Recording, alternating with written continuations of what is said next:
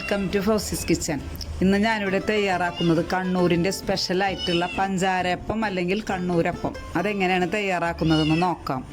ഇതിലേക്ക് ആദ്യമായിട്ട് നമ്മൾ എടുക്കേണ്ടത് പച്ചരിയാണ്. അത് ഏത് തരം പച്ചരി ആയാലും കുഴപ്പമില്ല. പച്ചരി ഒരു 4 മണിക്കൂറെങ്കിലും നന്നായി കഴുകിയതിൻ്റെ ശേഷം വെള്ളത്തിലിട്ട് കുതിർത്തെടുത്തതാണത്. 4 മണിക്കൂറെങ്കിലും കുതിർത്തണം. അത് നമുക്ക് അളവിനനുസരിച്ച് കൂടുതൽ വേണമെന്നുണ്ടെങ്കിൽ കൂടുതൽ എടുക്കാം. ഞാൻ ഇപ്പോൾ 2 കപ്പ് പച്ചരി കുതിർത്തതാണ്.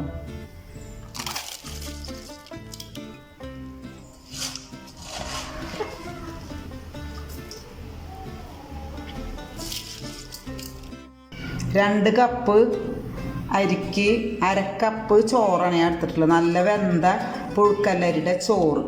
ഇതും കൂടി ചേർത്തിട്ടൊന്ന് നന്നായിട്ട് മിക്സിയിൽ വെള്ളം കുറച്ച് ഒഴിച്ചിട്ട് അരച്ചെടുക്കണം.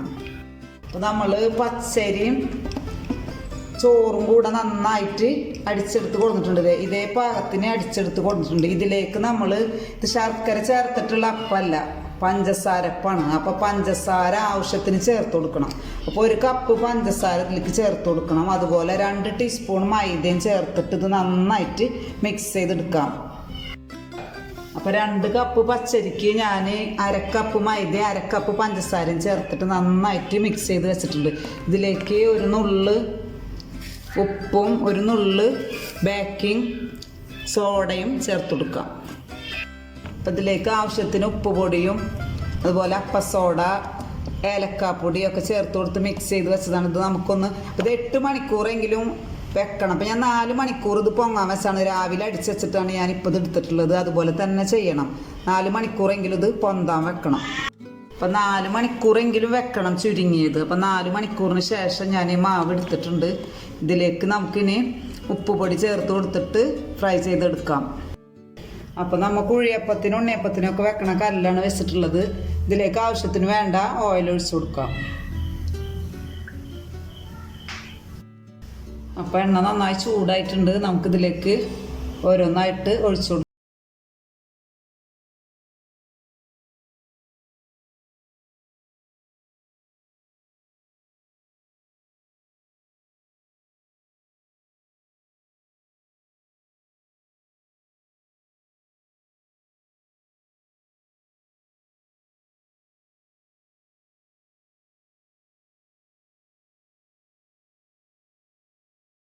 നമ്മൾ ഉണ്ണിയപ്പം പൊരിക്കണ പോലല്ല കാരപ്പം പൊരിക്കുമ്പോൾ അത് പെട്ടെന്ന് തന്നെ നമ്മൾ മറിച്ചിട്ട് കൊടുക്കണം. പെട്ടെന്ന് തന്നെ മറിച്ചിട്ട് കൊടുത്തതിൻ്റെ ശേഷം നമ്മളിത് മൊരിയാൻ വേണ്ടി വെക്കണം ഒരു 15 മിനിറ്റെങ്കിലും.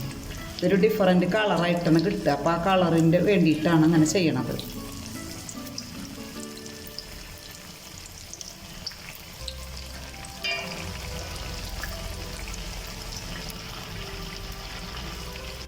ഒഴിച്ചപ്പോൾ തന്നെ ഒന്ന് മറിച്ചിട്ട് കൊടുത്താൽ പിന്നെ മറിച്ചിടണ്ട. പിന്നെ ഇങ്ങനെ ഇതിൽ കിടന്നിട്ട് തന്നെ നന്നായി ഫ്രൈ ആവും. ഒരു 5 മിനിറ്റെങ്കിലും ഇങ്ങനെ കെടുക്കട്ടെ. എന്നിട്ട് നമ്മൾ ഒരു 5 മിനിറ്റ് കഴിഞ്ഞാൽ ഇത് ഇതുപോലെ ആവുമ്പോൾ കോരിയെടുക്കാം.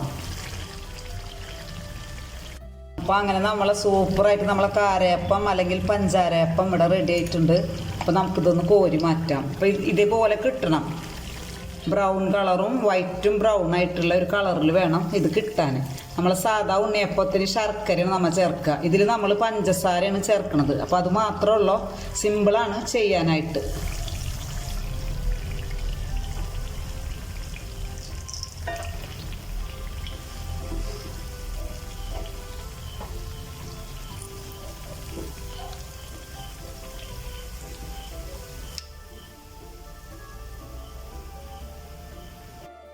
അപ്പോൾ അതുപോലെ നമുക്ക് ഈ മാവെല്ലാം ചെയ്തെടുക്കാം.